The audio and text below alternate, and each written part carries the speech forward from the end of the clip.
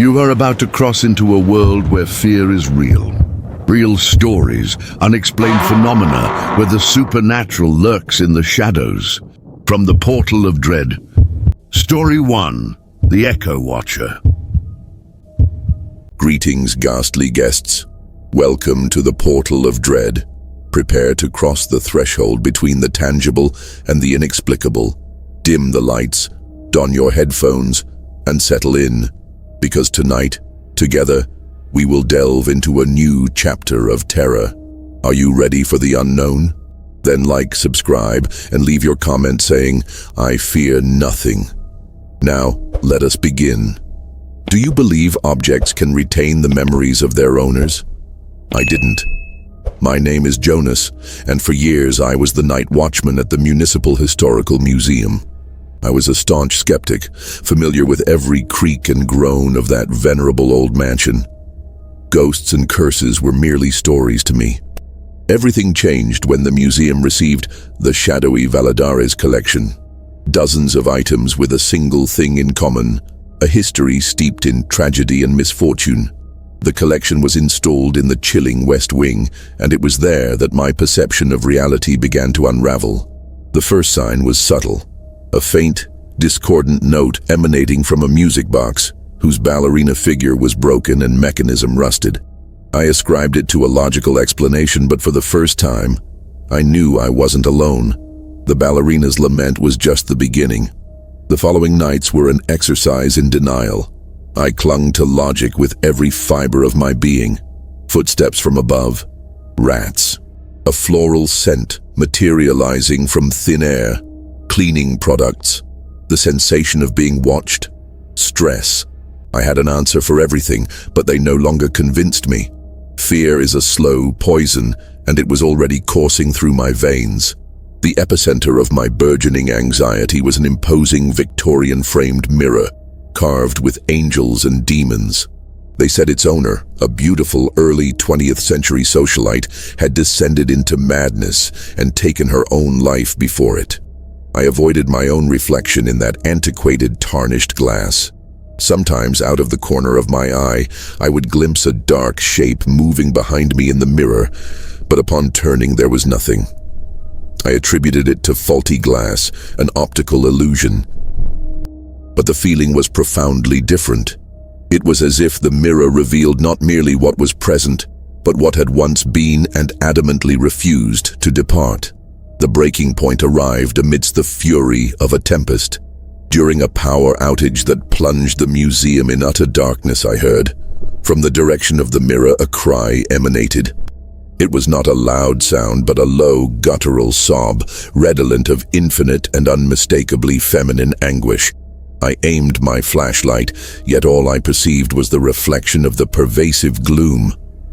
The sound persisted, seemingly originating from within the glass itself. And then I saw. It was no mere reflection. It was an image. A pallid woman, her back turned to me, her shoulders racked by sobs. The apparition lasted but 3 seconds, yet it shattered my armor of skepticism irrevocably. I neither fled nor screamed. I stood paralyzed, gripped by the chilling realization that I was not merely the caretaker of that place. I was a captive. That night, a new dictum was forged, never again to turn my back on the mirror. I would exit the room by traversing backward, maintaining unwavering eye contact as though confronting a dormant beast. If you have ever experienced a visceral chill in such an environment, then you comprehend the ordeal Jonas endures. To enable us to continue unraveling this enigma, please demonstrate your support for the channel. And tell me in the comments below, which antique object instills the most dread in you, and why? Is it a mirror, a doll, or a stopped clock? Let us discover together. My occupation transformed. It became an unceasing vigil. I embarked on a relentless quest to unearth the provenance of each object, unearthing the unsettling truth that the collector Valadares was not a mere connoisseur of art, but rather a veritable warden of sorrowful echoes. My terror became inextricably intertwined with a peculiar empathy. I began to converse with them during my rounds. I know you are present, Eloisa.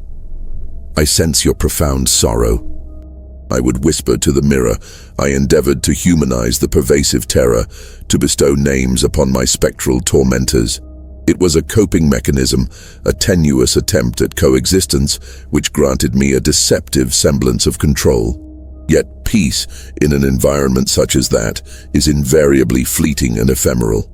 Before long, my attention fixated upon an ostensibly innocuous item, a small cradle crafted from dark wood. Its provenance was macabre. For generations, the inaugural infant to slumber within its confines never survived their first year of life. Its last proprietress had christened it the Soul Eater. On silent nights, I would swear I discerned a faint rocking motion, yet upon directing my flashlight, it invariably stood motionless. One night, I reached out and touched its frigid wood, and an overwhelming wave of vacuity and profound loss engulfed me, leaving me utterly breathless. That very night I was assailed by a harrowing nightmare. I beheld a shadowy form within the cradle. It was no infant, but rather an entity wrought of shadows, cowering, emitting a low like a ravenous beast, and I knew it was waiting. The cradle was not merely an object with a tragic history. It was a nest, and something still resided within. The terror assumed a new texture, no longer mere echoes. It was something active and malevolent. Empathy gave way to a primal dread. My rounds in the West Wing became more hurried. My colleagues remarked on my appearance. "You look like you've seen a ghost, Jonas," they jested. How could I explain? I would be branded a lunatic. I broke protocol and began leaving a small desk lamp illuminated in the West Wing. But darkness was not the issue. The presence seemed to perceive my rebellion as a challenge. The phenomena intensified. Objects shifted, doors swung open, and, worst of all, a faint, distorted lullaby emanated from the direction of the cradle. I needed proof. On a particularly silent night, the lullaby was clearer than ever. I retrieved my phone, opened the voice recorder, and walked into the West Wing, capturing the phantom melody. When I pressed play, my blood ran cold. On the recording, there was no lullaby. Instead, a guttural, drawn-out voice repeated a phrase superimposed over my ragged breathing. "He is mine." I listened again and again. There was no doubt. The euphoria of not being insane was supplanted by a paralyzing terror. The lullaby was a lure, and whatever was in that cradle wasn't singing to a baby. It was calling to me. The recording altered everything. I felt hunted. It was in this state that a genuine crisis unfolded. Alberto, the head of security, informed me that the master key to the basement archive had vanished. He was the last to use it. I was the only one in the building at night. The suspicion, though unspoken, fell upon me. Alberto gave me 24 hours to locate it before reporting to the board, which would jeopardize my employment. That night, my rounds were no longer about specters, but about a desperate search. The large, ornate iron key seemed to have evaporated. The fear of losing my livelihood superseded the dread of the supernatural. Exhausted, despair propelled me to the West Wing. Leaning against the door, I stared at the cursed collection and vented into the void. "Is this it? Are you going to take even my job?" I remained there, gazing at the silent objects, when something happened. The soldier's diary, resting on a pedestal, trembled and then dropped to the floor with a muffled thud. There was no wind, no discernible vibration. I approached cautiously. The leather-bound tome lay open, and nestled between its pages like a bookmark was the key, the large iron key to the cellar. I picked it up, the cold metal pressing against my skin. It was undeniably real, and there was no logical explanation for its presence. How had the key come to be inside a diary, within a locked display case? The only conceivable answer was unthinkable. One of the presences had responded to my plea. But which one? The notion that the entity of the cradle, the one with the guttural voice, had helped me, was terrifying. Help in this context was not benevolence. It was an act of possession, a declaration, I control your world, I give and I take away, you are mine. The following day I returned the key with a flimsy excuse. My job was secure, but I knew I had forged a silent pact. Now I was indebted. The nights shifted. The whispers seemed to coalesce into my name. I was no longer merely the watchman. I had become an intrinsic part of the exhibit. Years elapsed. I became a permanent fixture, an integral part of the furniture, much like the artifacts I guarded. I learned to coexist with them, to interpret their shifting moods. Eloise's weeping, the cradle's lullaby. These were the ambient sounds of my existence. I never again attempted to prove anything to anyone. Younger watchmen come and go, most do not endure for long. They complain of the chill, the disembodied sounds, the pervasive feeling of being observed. Little do they comprehend the fortune they possess in being able to leave. I am the sentinel of echoes. My duty is to ensure the doors remain locked, not to prevent the living from entering, but to keep the departed from leaving. And every night, as I commence my rounds, I offer a silent nod to the mirror, to the diary, and to the cradle. It is an acknowledgement. And in the ensuing silence, I know they recognize me too. After all, I am merely the most recent acquisition in their collection. Story 2. The Watchmaker Who Fixed the Past. Have you ever felt an ancient object watching you? That the past, imbued in wood and metal, wasn't quite so dead. For Elias, a simple watchmaker, this sensation was both his craft and his curse. He didn't merely repair timepieces. He touched the memories that resided within them. And one of those memories no longer wished to remain silent. In the tranquil streets of a small town, where everyone knew each other by name and stories passed down through generations, lay Elias's workshop. It wasn't a modern shop, with gleaming display cases and LED lights. On the contrary, it was a place that seemed frozen in time, with the distinctive scent of machine oil, aged wood, and a silence broken only by the unsynchronized chorus of dozens of clocks. Elias was more than a merchant. He was an artisan, a master in the art of restoring life to forgotten mechanisms. From a very young age, he possessed a peculiar gift. Upon touching antique objects, especially those with a long family history, he would feel echoes. They were flashes, fragments of emotions, the joy of a wedding etched into the luster of a ring, the anguish of waiting palpable in the gears of a pocket watch. It was never something he could control, only perceive. It was a silent burden he learned to carry, subtly employing it to better understand the pieces he repaired. The townspeople sought him out, not only for his unparalleled technical skill, but also for this nearly mystical sensitivity. Mr. Elias, this watch belonged to my grandfather. It stopped the day he passed away, they would say. And Elias, upon taking the object, would feel the weight of longing, and with reverent care, would do more than a simple repair. He honored the memory contained therein.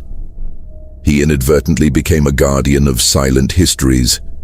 His life was placid, divided between the dust of his workshop and the warmth of his home, where his wife Anna and his 7-year-old daughter Sophia awaited him. Anna knew of her husband's gift, and though she found it strange, she respected it. She only asked that he know how to separate work from home, that he leave others' specters in the workshop. Elias always promised he would, naively believing he had control over the doors his sensitivity opened. However, the reputation of a man who converses with the past attracts more than mere clients with heirlooms.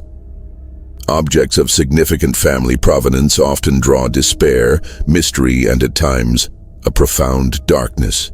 And on a drizzly autumn afternoon, that darkness arrived on his doorstep, not in the spectral form of a ghost or apparition, but in the hands of a distinguished lady, bearing with her a music box that should never, ever be opened.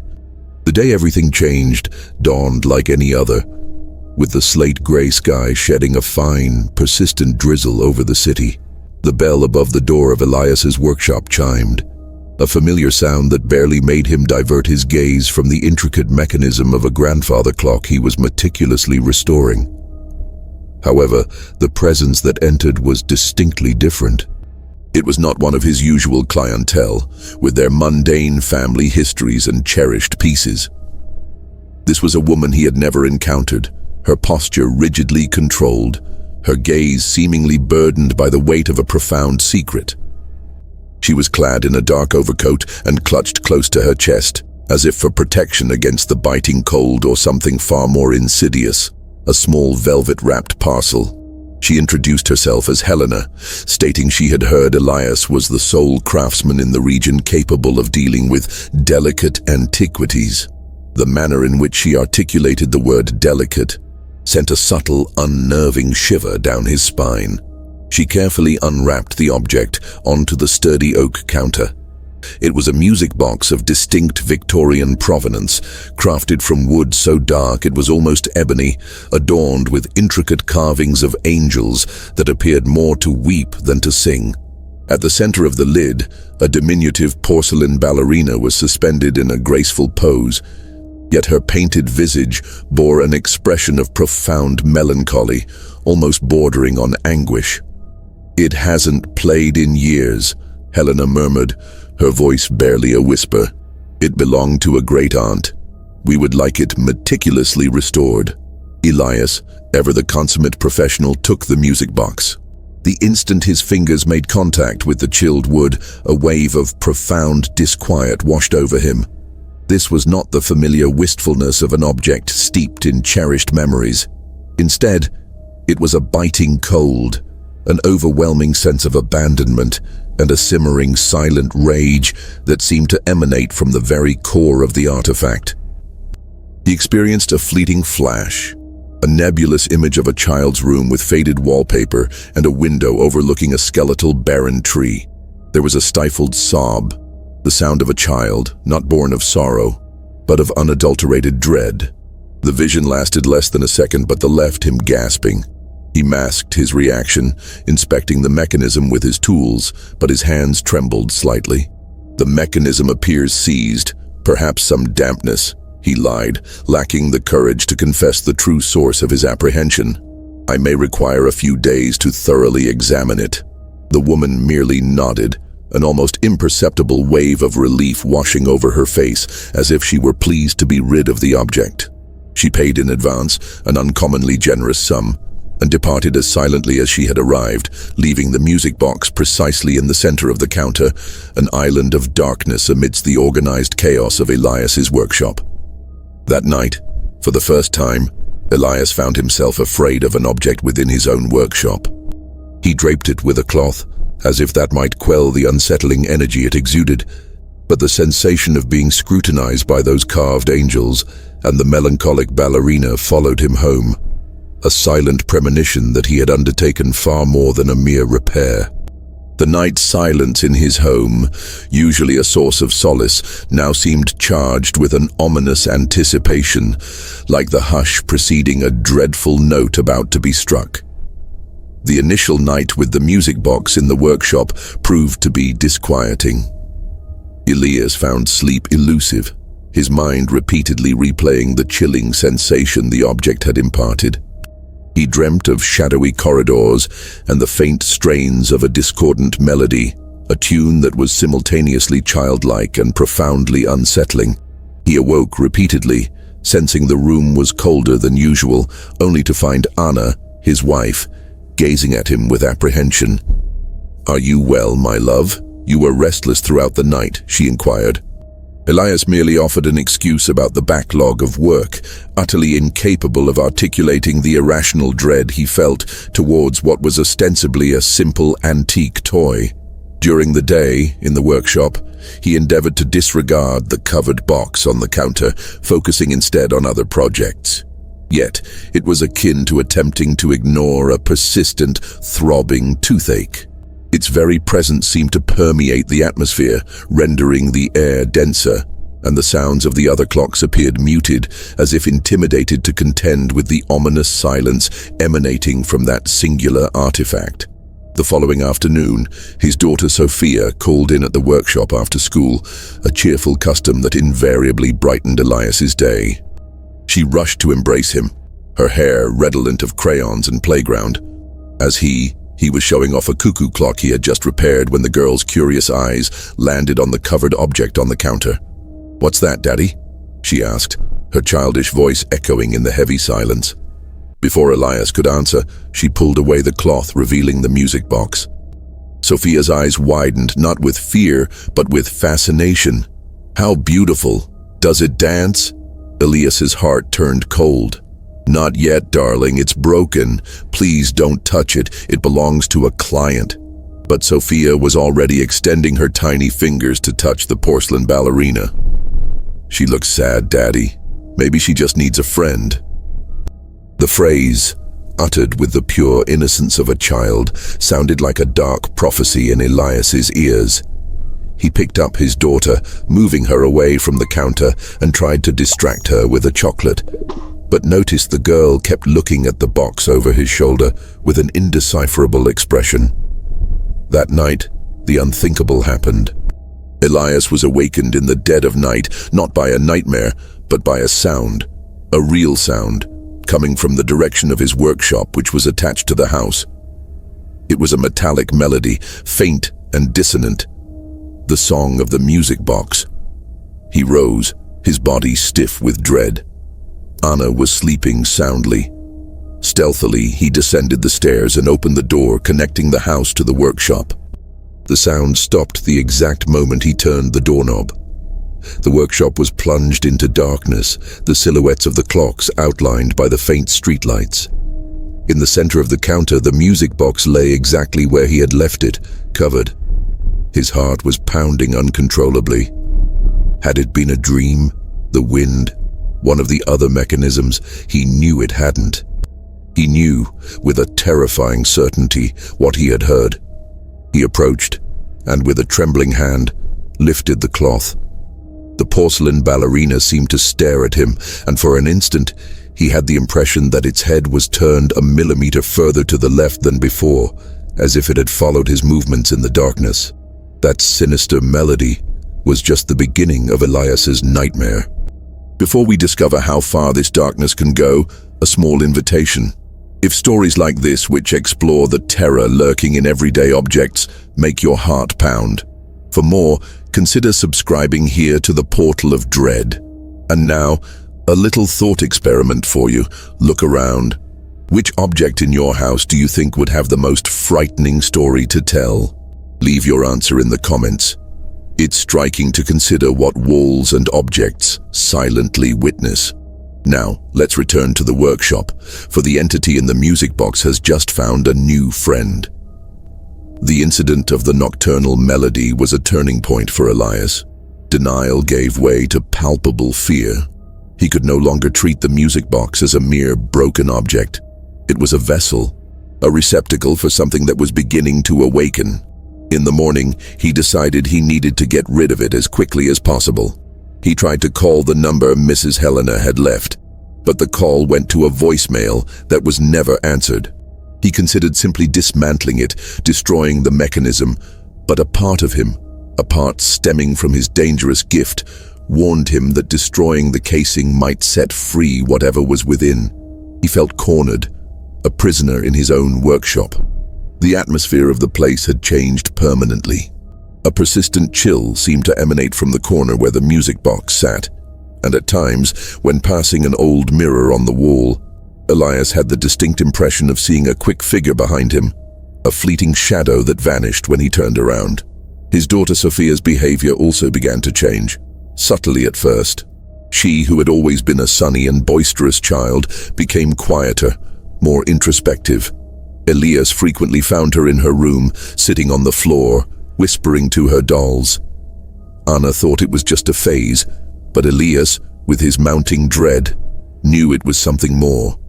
One night as he passed Sophia's half-open bedroom door, he heard her talking. "No, you can't come out yet," she whispered. "Daddy's fixing your home, but soon you'll be able to dance for me."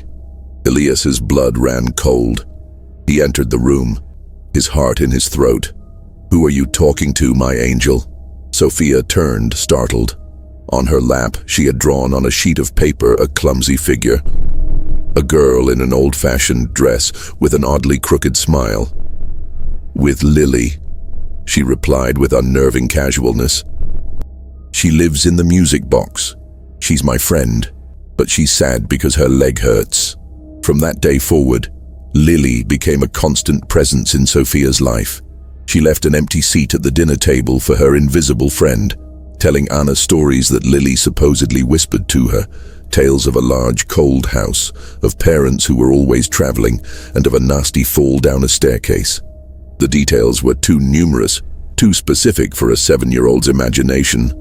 Anna began to worry, suggesting a visit to a child psychologist. Elias, however, knew the problem wasn't in his daughter's mind. It was in his workshop, inside a dark wooden box. The entity was no longer content with merely playing its melody at night. It had found a bridge into their world, a direct channel to his daughter's innocence. The house, which had always been his sanctuary, began to feel like enemy territory. Small objects disappeared and reappeared in illogical places. The temperature plummeted dramatically in certain rooms without apparent reason. And worst of all, sometimes in the dead of he noticed Sophia's beloved teddy bear, a cherished gift from her last birthday, bore a deep, ragged tear across its chest as though a claw had viciously savaged it. Later that same evening, as Anna finally managed to coax Sophia to sleep in her own bed, Elias descended into his workshop, propelled by a volatile mix of rage and despair.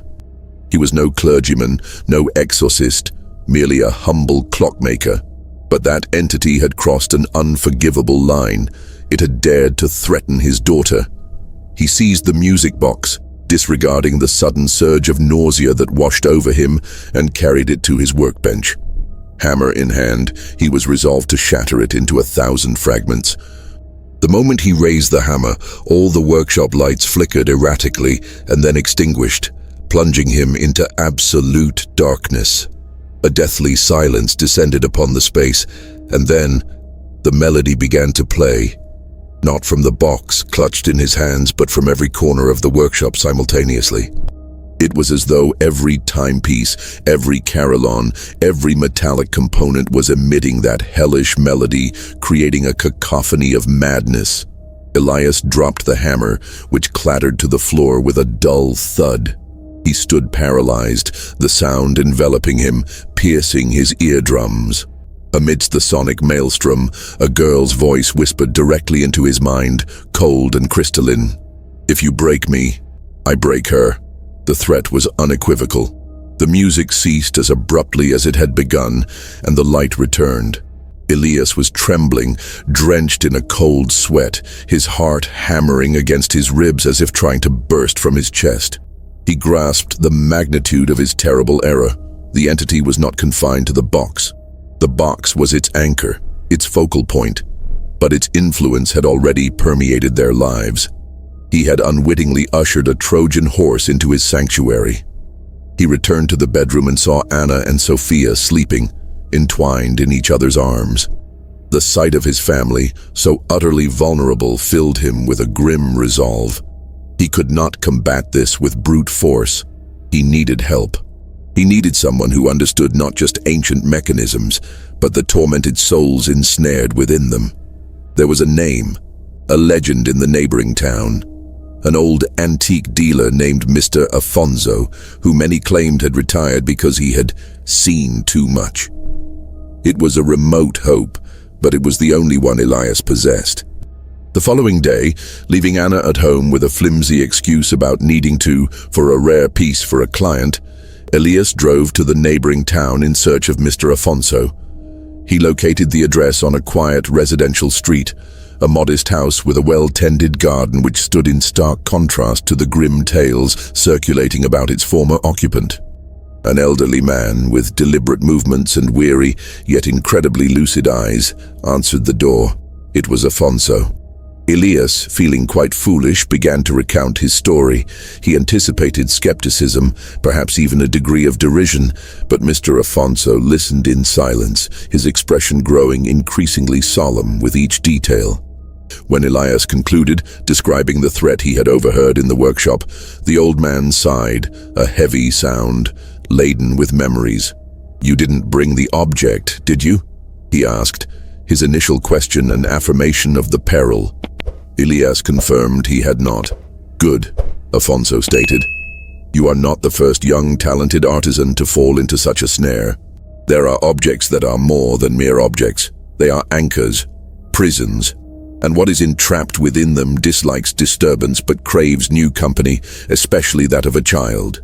Afonso invited him inside.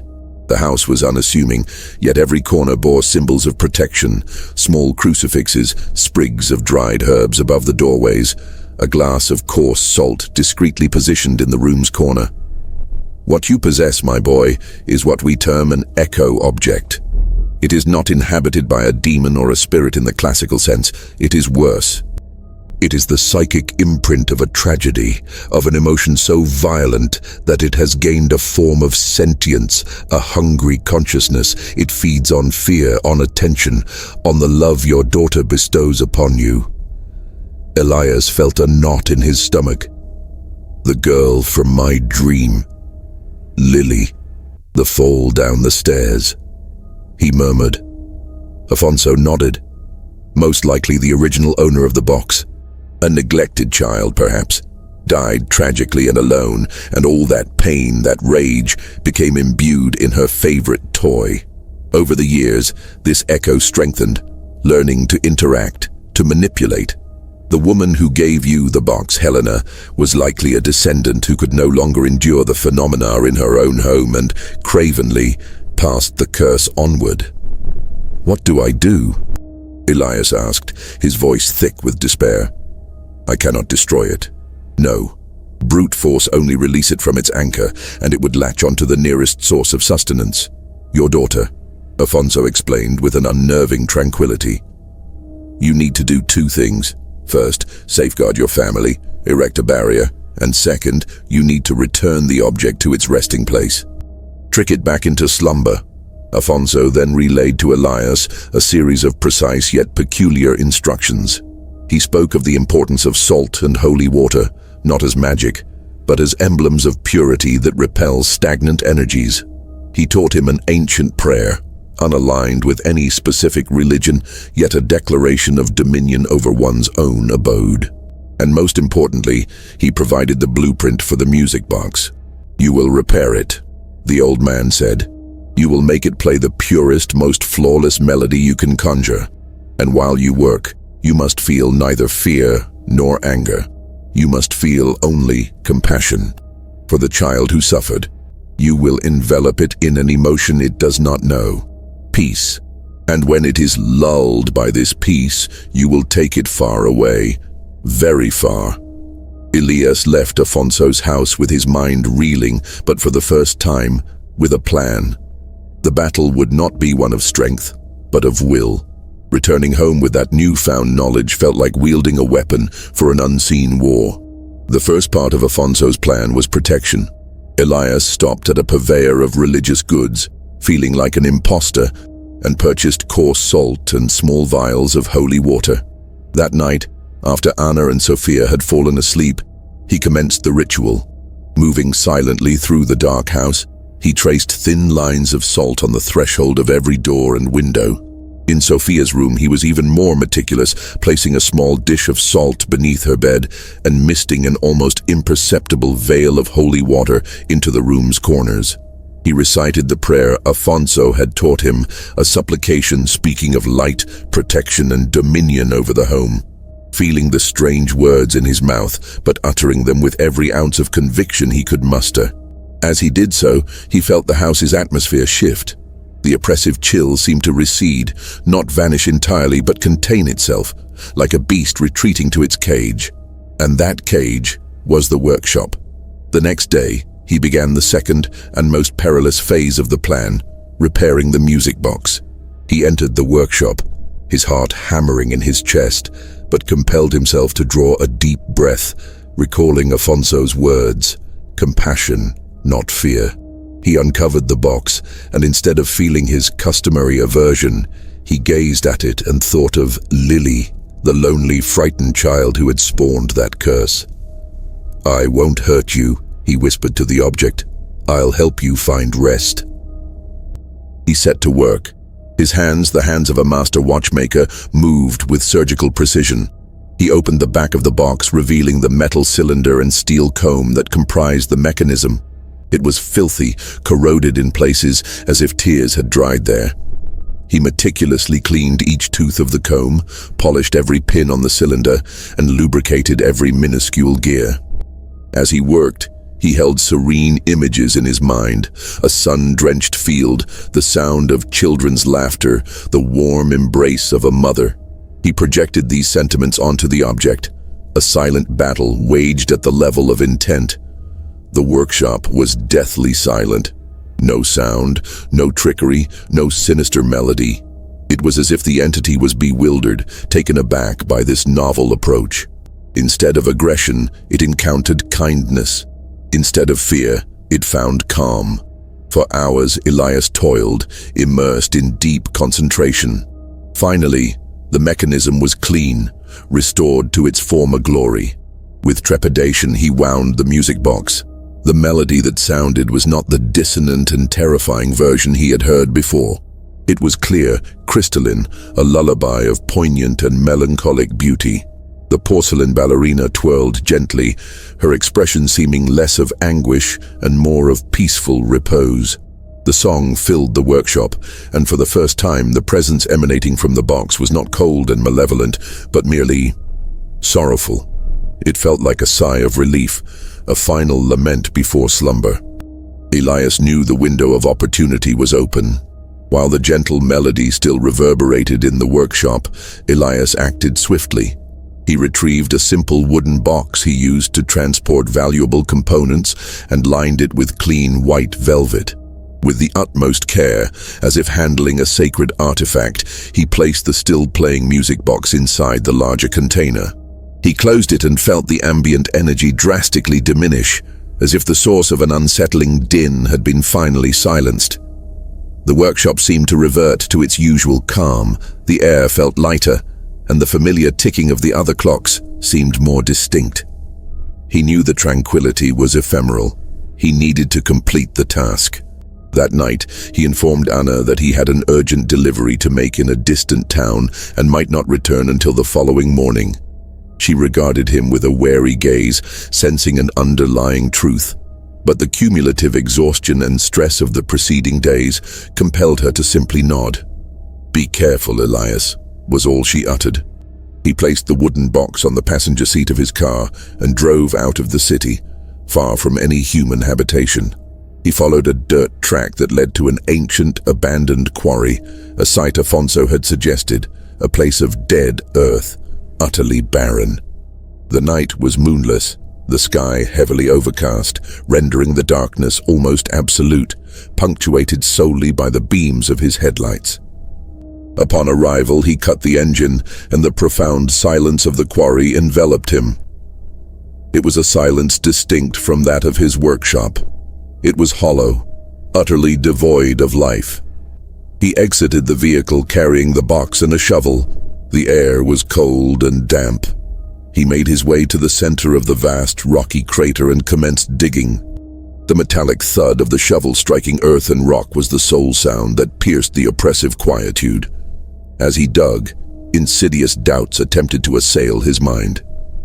What if Afonso was mistaken? What if this act merely served to further enrage the entity? He resolutely pushed them aside, focusing intently on his task, on each shovelful of earth he removed. He excavated a deep pit, nearly 5 feet in depth.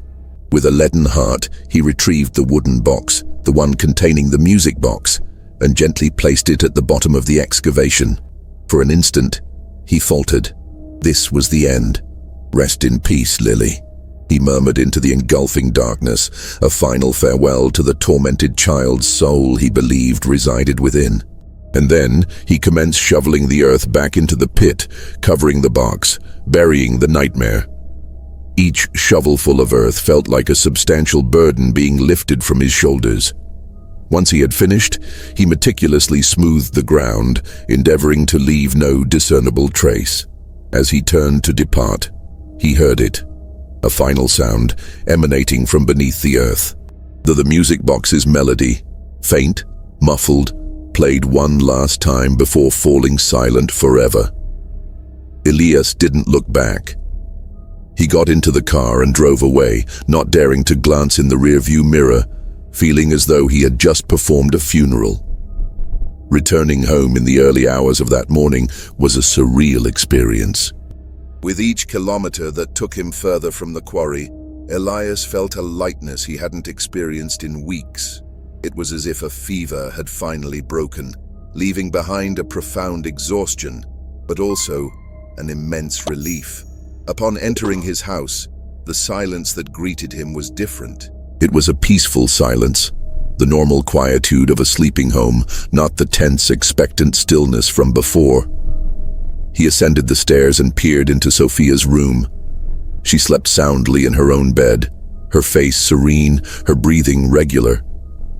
There were no plates of salt, nor the scent of holy water in the air. The protection he had set up the previous night now seemed redundant, yet he left it there as a precaution. He sat on the edge of his own bed, watching Anna sleep, and a wave of gratitude washed over him. He had come so perilously close to losing everything. Exhaustion finally claimed him, and he drifted off, experiencing his first dreamless sleep in a long time. In the days that followed, the change was remarkable. Sophia awoke the next morning as if roused from a prolonged trance. She was more talkative, more prone to laughter, resumed playing with her other toys, and most importantly, never again uttered the name Lily. When Anna cautiously inquired about her imaginary friend, Sophia merely shrugged. "What friend?" she asked, with genuine bewilderment, as if the memory of that entity had been completely erased from her mind. For Elias, this was the definitive proof that it had worked. The music box's influence, once removed, took with it all the memories it had implanted in his daughter's mind. The house seemed to breathe again. Temperatures stabilized, objects ceased to move, and the sensation of being constantly observed vanished. The workshop too returned to normalcy.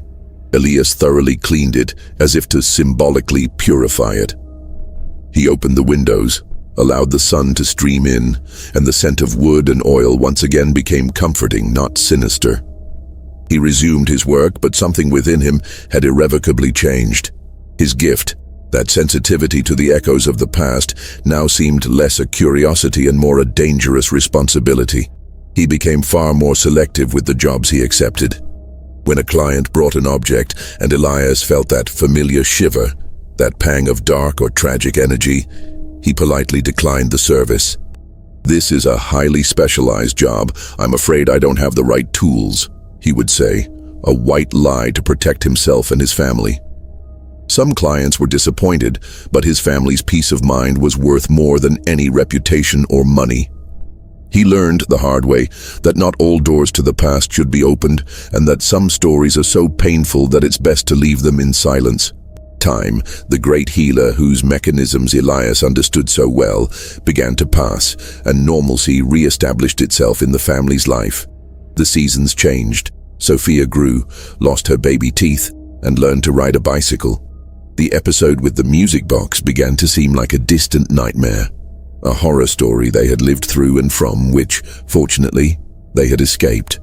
However, scars remained, not visible on the skin, but etched into Elias's soul. He never looked at an antique object the same way again. His workshop, once his refuge of concentration, was now a place of constant vigilance. Every new timepiece that arrived was inspected not only for its mechanical flaws, but for its feel.